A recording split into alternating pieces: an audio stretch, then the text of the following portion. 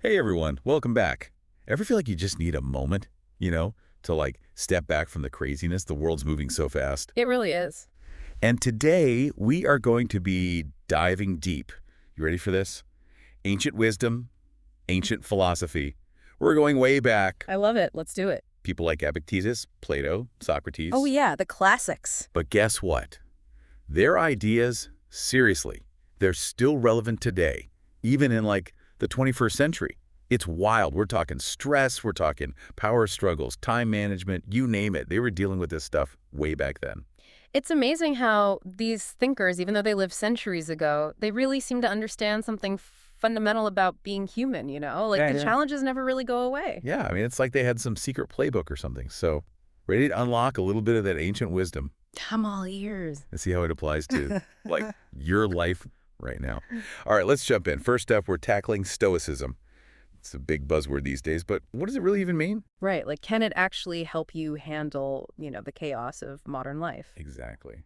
Well, Stoicism, it's all about focusing on what you can control, your own reactions, your thoughts, and not getting so hung up on all the external stuff that we can't really change anyway. Two of the most famous Stoics were Epictetus and Marcus Aurelius. Oh, yeah, I've heard those names. They believed that true strength comes from mastering your inner world, not trying to bend the outer world to your will. Okay, I kind of get that, but how do you actually do that? I mean, I it's c- easy to say, don't sweat the small stuff, but what about when things get really tough? Well, that's where the real power of Stoicism comes in. Hmm. Epictetus has this famous quote, "It's not what happens to you, but how you react to it that matters." Think about it. Have you ever been, I don't know, stuck in traffic or your flight got delayed? Oh, tell me about it. Frustrating, right? Yeah. But does getting all worked up actually change anything? Stoicism helps you press pause. You acknowledge those feelings, but then you consciously choose a different response. So, instead of having a total meltdown over a delayed flight, I could, I don't know, maybe listen to some music, take some deep breaths, just accept that, hey, things happen. Exactly. And that's just one tiny example. Stoicism is like a whole toolkit for dealing with all the curveballs life throws.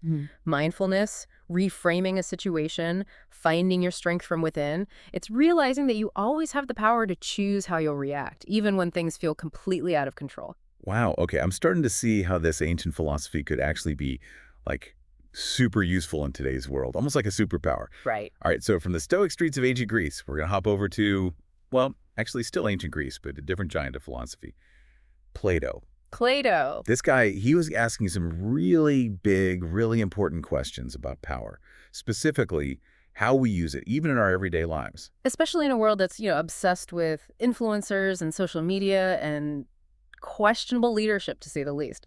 Plato's insights are more important now than ever, I think. Totally. Yeah. So what was Plato's take on all this? He believed that the measure of a man is what he does with power.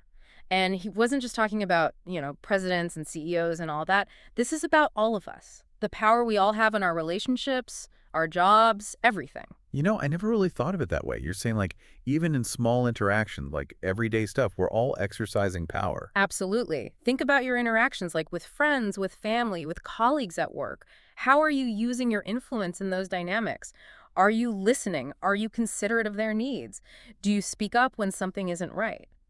These are all ways we use power, and Plato's challenge is to use it wisely, to use it ethically. Whoa, that puts things in perspective. It's like a wake-up call to be more mindful of how our actions, even the little things, can affect the people around us. Right. And it's not just about avoiding negative impacts. It's about realizing that we have the potential to do a lot of good, too. Like, how can we use whatever influence we have to make things better, even in small ways? Okay, that's inspiring. It's empowering to know that we can all make a difference, even in little ways. So from Stoicism to understanding power dynamics, we've covered a lot of ground with these ancient thinkers. But wait, there's more. Up next, we've got another power duo of philosophy, Socrates and Descartes. We're about to explore the power of self-examination, of really looking inward, Ah, the importance of introspection. right? Socrates, he was famous for constantly questioning everything. He said, the unexamined life is not worth living, He had a point. right? He's basically saying the true wisdom starts with self-awareness, like turning that spotlight inwards and looking at our beliefs, our values, our motivations. But in today's world, it's so easy to just go through the motions. We're so busy, we're so distracted. So why is it even more crucial now to actually take the time to examine our lives? Well, think about it. We are bombarded with information all day long. Opinions, distractions coming from every direction. It's easy to get swept away in all of that and lose sight of, who we really are and what matters to us. Right, right. Socrates was reminding us that if we don't take the time for self-reflection, we risk living a life that isn't really our own. Like we're being driven by outside forces instead of like our own values. So by taking the time to reflect, we're actually taking back control. We're making sure we're living a life that's true to ourselves, true to our values. Exactly. And then you've got Descartes, who famously said, "I think, therefore I am." He was all about the power of thinking critically, of questioning assumptions, not just blindly accepting everything we hear, which in this day and age, with all the information overload and, let's face it, misinformation, Oh, yeah. the ability to think for yourself is more important than ever. It's huge. So like before we hit share on that next article or just blindly accept someone's opinion as fact, we should be hitting pause. Do I actually believe this? Does this align with what I know to be true? What are the implications of this information? Exactly. It's like Socrates and Descartes, they're giving us this toolkit for navigating the craziness of the 21st century. Pretty amazing, right? Absolutely. All right, well, that's just the tip of the iceberg. We've got so much more ancient wisdom to uncover. Stay with us as we dive into Aristotle and more and see how their insights can help us live better lives today. I can't wait. Welcome back to our deep dive into ancient wisdom. Last time, we explored Stoicism, Plato, even touched on Socrates and Descartes.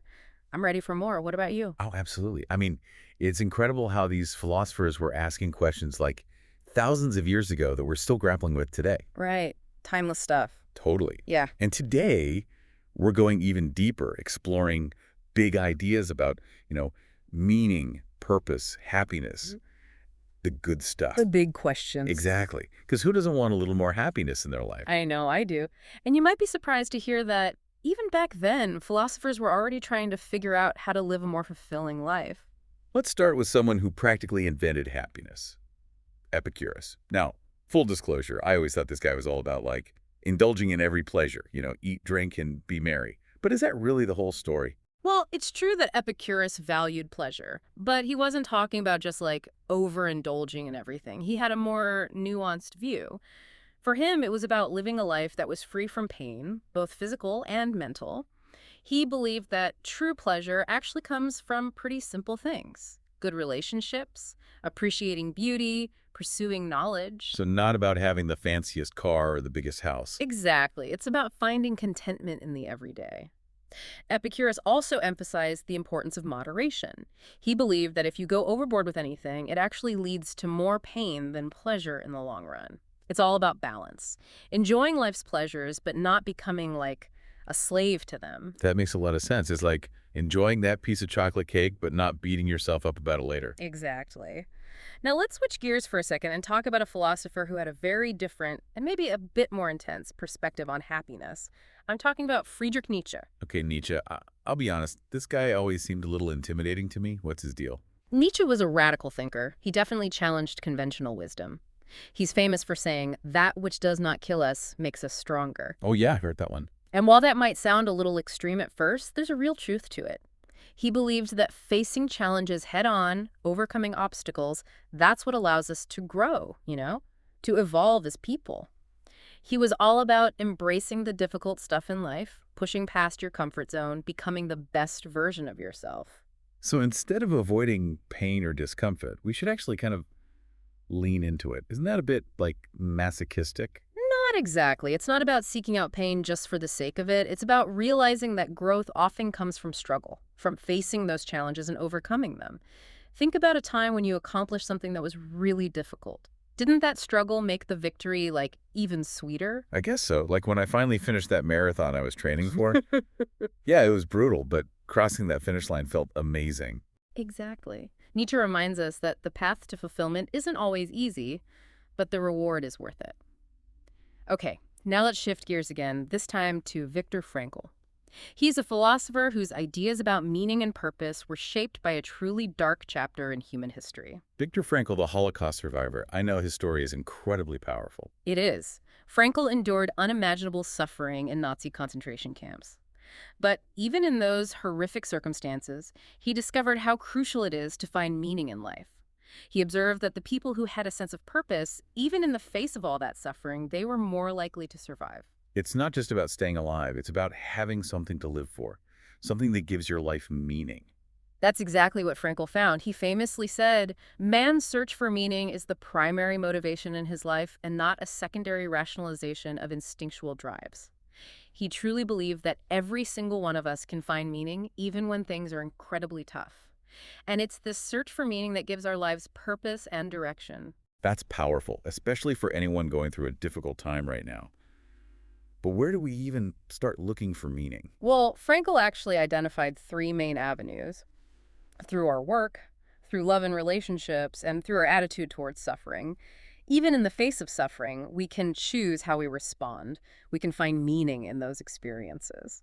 So even when life throws you a curveball, you still have some control. You can choose to find a glimmer of hope or purpose in the midst of it all. That's really inspiring. It is. And finally, let's turn to a philosopher who has this unique perspective on finding happiness in the present moment, Alan Watts. Alan Watts. I've heard the name, but I'm not super familiar with his work. What was his philosophy all about? Alan Watts was amazing at explaining Eastern philosophy, especially Zen Buddhism, in a way that was accessible and relatable. He was all about mindfulness, about being present in the here and now, and approaching life with a sense of playfulness. Living in the moment, approaching life as play. That sounds amazing. But also kind of unrealistic in today's go, go, go world. How do we actually cultivate that kind of mindset? It's definitely a practice, a conscious effort to shift your perspective. Watts believed that we often get so caught up in our thoughts, our worries, our to-do lists, that we miss out on the beauty and wonder that's right in front of us. He wanted us to slow down, savor the simple things, find joy in the everyday.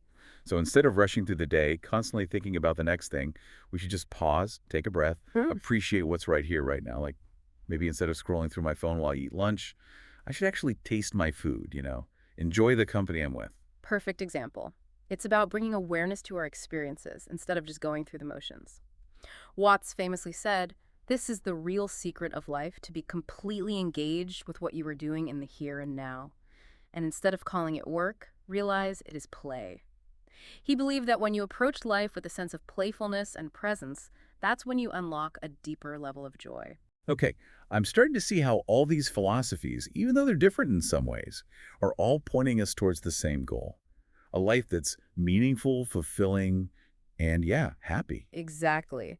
From Epicurus' simple pleasures, to Nietzsche's embrace of challenges, to Frankl's search for meaning, to Watts's focus on being present, these philosophers offer a wealth of wisdom. Wisdom that can still guide us on our own journeys today. All right, welcome back. We are on the final stretch of our deep dive into ancient wisdom. It's amazing how these philosophers, right, their ideas still have so much to teach us today. I know. It's like they were time travelers or something. Right. So far, we've covered a lot of ground, from Stoicism to Nietzsche to finding meaning, even in the face of really tough times. But we've saved something pretty special for last.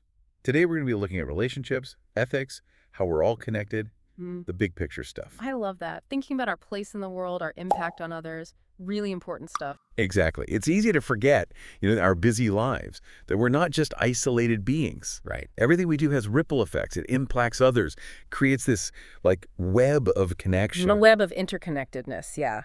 And recognizing that can really change how we approach everything, from our personal relationships to, even global issues. Okay, so let's start with someone who's known for his wisdom on compassion and empathy. The Dalai Lama.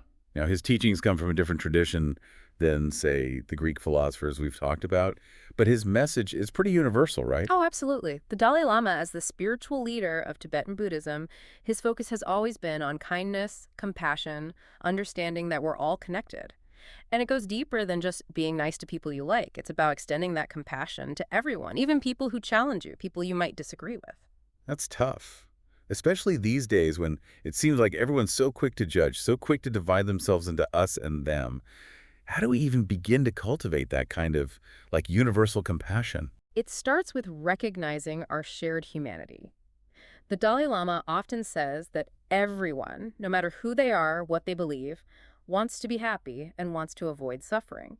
And that basic understanding, it can be such a powerful starting point for building empathy and understanding. So instead of focusing on what makes us different, We focus on what unites us, Yeah. our shared human experience. Yeah, exactly. And it's important to remember compassion doesn't mean you have to agree with everything someone does or says, or that you ignore injustice. It's about approaching others with understanding and a willingness to connect on a human level. Powerful stuff. Okay, now for something a little different, let's talk about John Rawls. This philosopher really grappled with the whole concept of justice. Rawls was a big thinker in political philosophy, and he came up with this fascinating theory of justice based on a thought experiment. Imagine you have to design a whole society, right?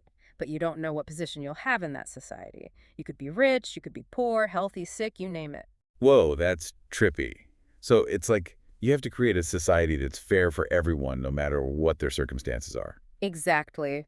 Rawls called this the veil of ignorance, and he argued that if we had to design a society without knowing where we'd end up, we'd naturally choose principles of justice that ensure fairness for everyone because, hey, we could end up in any position, right? I see, I see. So it's not just about individual acts of kindness. It's about creating a system, Yeah. a whole society that's built on fairness. Right. It's about making sure everyone has a fair shot, regardless of their background. Rawls really challenges us to think beyond just our own self-interest and consider what a truly just society would look like. That's a great point. And it's a good question to ask ourselves, what kind of world would we want to live in if we didn't know where we'd end up? Yeah. Okay, and finally, let's bring it all home with a philosopher who brings us back to that idea of the good life, Alasdair MacIntyre. Remember we talked about Aristotle and his focus on building good habits? Yes, Aristotle was all about those virtues. Right. Well, MacIntyre is another moral philosopher who believes that living a good life isn't a solo mission. It's something we do together in community.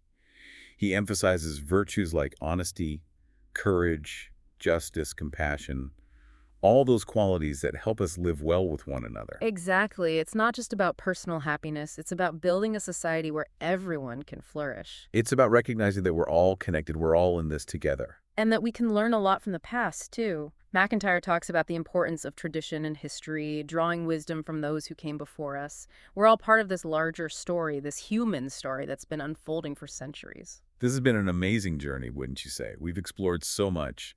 Stoicism, the nature of power, finding meaning in life, living in the present moment, the importance of compassion, striving for justice, and ultimately realizing that the good life is something we create together in community. Absolutely. These philosophers, they might have lived centuries ago, but their wisdom is still so relevant, so powerful. They remind us of what it means to be human, to grow, to strive for a better world. It's incredible, really. So as we wrap up this deep dive, we encourage you to keep thinking about these ideas. How do they apply to your own life? How can you use this ancient wisdom to navigate the world today with all its challenges and opportunities? Keep those philosophical wheels turning. You never know what insights you might uncover. That's it for this episode. Until next time, stay curious, keep questioning, and keep seeking wisdom.